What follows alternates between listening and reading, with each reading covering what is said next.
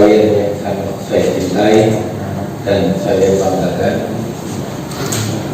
pertama-tama saya ingin mengucapkan terima kasih atas kedatangan dan selamat datang ke markasnya Forum Komunikasi Purnawirawan TNI dan Polri.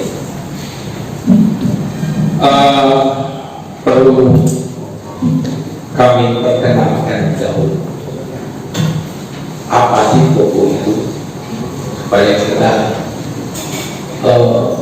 memahami istilah ini dan sekaligus apa misinya. Popo singkatan dari Forum Komunikasi Purnawirawan TNI Polri. Ini berdiri segera setelah reformasi. Deklaratornya ada 4 foto yang di depan ini. Ini adalah para deklarator Forum Komunikasi Purnawirawan. Ada Jenderal Polisi Yasin, ada Angkatan Udara, di sini ada Angkatan Laut Pak Barkah, dan dari Angkatan Darat. Bapak-bapak sekalian, para deklarator ini dulu mendirikan FOKO, berkumpul membuat FOKO, sudah memperhitungkan ekses reformasi yang terjadi. Jadi apa yang bakal terjadi dengan reformasi itu sudah menjadi pemikiran-pemikiran. Dalam bahasa kami sekarang adalah mengantisipasi ekses yang akan terjadi. Beliau-beliau inilah yang mendirikan, sehingga di tempat ini adalah tempat berkumpul para purnawirawan TNI dan Polri untuk membicarakan masalah-masalah kenegaraan. Dan karena itu maka yang menjadi panduan kita yang ada di Popo ini adalah politik negara. Kita tidak akan pernah mau membicarakan politik praktis, day-to-day politik, memilih siapa yang jadi presiden, siapa yang pengen jadi kabinet. Bukan urusan kami. Di tempat ini adalah tempat kita membicarakan dan berbicara tentang masalah-masalah kenegaraan. Bahasa sederhananya, istilah sederhananya, kita bicara tentang Undang-Undang Dasar Undang-Undang Dasar 1945. Kita bicara Pancasila, kita bicara NKRI, dan kita berbicara tentang Bhinneka Tunggal Ika. Itu panduan kita dan itu batasan-batasan kita. Sehingga apapun yang kita bicarakan hari ini, koridornya ada di sana, tidak lari kemana-mana, dan tidak juga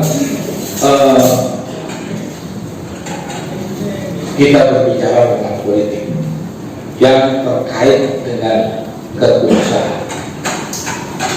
Bapak-bapak sekalian, dengan posisi fokus seperti ini, ketika Mas Eko datang ke saya lalu kemudian meminta kepada kami untuk menjadi tuan rumah, welcome. Sekali lagi, selamat datang, welcome kepada teman-teman. Tanggal 16 Agustus tahun 2022 terbit Kepres 17. Kami mengangkat ini, saya sampaikan kepada Pak Eko, karena saya melihat ini menjadi persoalan negara yang bakal rumit kalau tidak diantisipasi dengan benar. Bukan hanya sekedar persoalan pemerintahan, ini adalah persoalan negara yang rumit. Terbit Kepres nomor 17 tahun 2022 yang latar belakangnya adalah untuk melakukan penyelesaian masalah-masalah HAM secara bermartabat dan berkeadilan, tetapi dilakukan dengan melalui proses non yudisial, bukan proses yudisial. Karena konon menurut berbagai berita, menurut berbagai cerita dan dari para penggagasnya, yang dikategorikan pelanggaran HAM ini dikatakan pelanggaran HAM berat, lalu kemudian harus dilakukan melalui proses non judicial karena bukti-bukti, saksi-saksi dan perangkat lain terkait untuk melakukan pengadilan HAM pada soal ini sudah tidak ada, sudah hilang, sudah tidak jelas di mana, sulit ditemukan. Tetapi Kepres ini juga tidak menegasikan adanya penyelesaian dengan cara-cara yudisial. Tentu apabila syarat-syarat penyelesaian yudisial itu bisa ditemukan.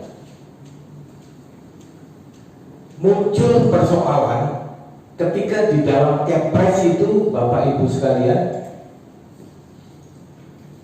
tertulis ada 12 pelanggaran HAM berat yang ditulis di dalam Kepres itu.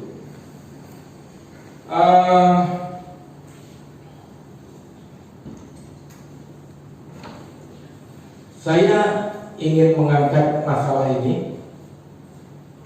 Pertama, peristiwa 65-66 lintas provinsi. Kedua, penembakan misterius 8285 lintas provinsi. Peristiwa Talang Sari Lampung 1989. Peristiwa Rumah Gedong dan Pos Saptis Aceh pada 1989. Peristiwa penghilangan orang secara paksa 9798 lintas provinsi.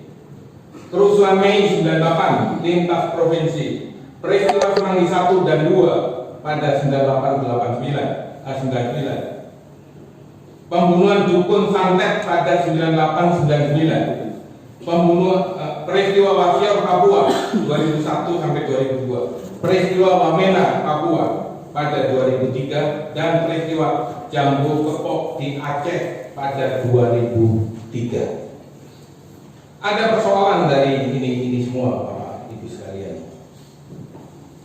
Apa persoalannya?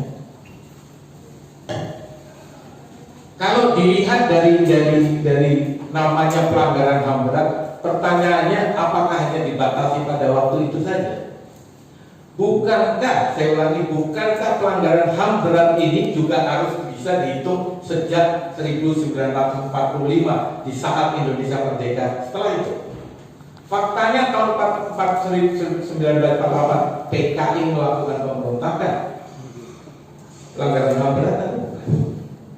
Kita bisa teliti, iya atau tidak. Pelanggaran-pelanggaran lain yang terjadi setelah itu. Mengapa hanya bicara 65-66? Kemudian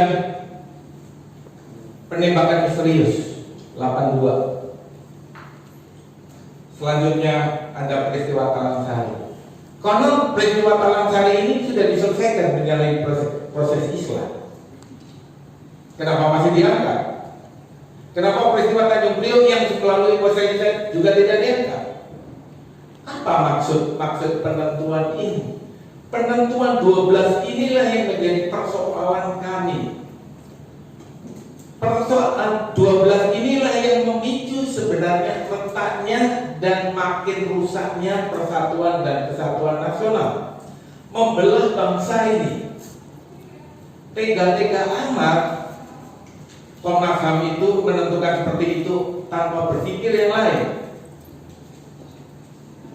Ada persatuan dan kesatuan nasional yang seharusnya menjadi persoalan utama bagi pemikiran para negarawan. Oleh karena itu, maka masalah ini kami angkat, Bapak-bapak sekalian, pada forum ini.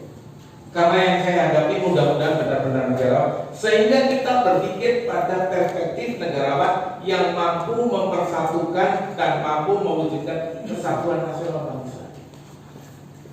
Dilakukan. Maaf, konon saya juga mendengar begini, Bapak. Saya tidak mau menyebutkan siapa di situ. Tapi ada kehendak. Itu orang-orang itu sebenarnya hanya ingin disambungi. Saya komplain Bapak-bapak sekalian. Persoalan ini bukan hanya soal santun menyangkut. Persoalan ini menyangkut persoalan lain yang lebih besar, yaitu persatuan dan kesatuan nasional yang tidak bisa kita bargainkan dengan uang-uang itu. Emang orang-orang Indonesia ini hanya diukur dengan hitungan uang? Sesuatu hal yang menurut saya menafikan hal-hal yang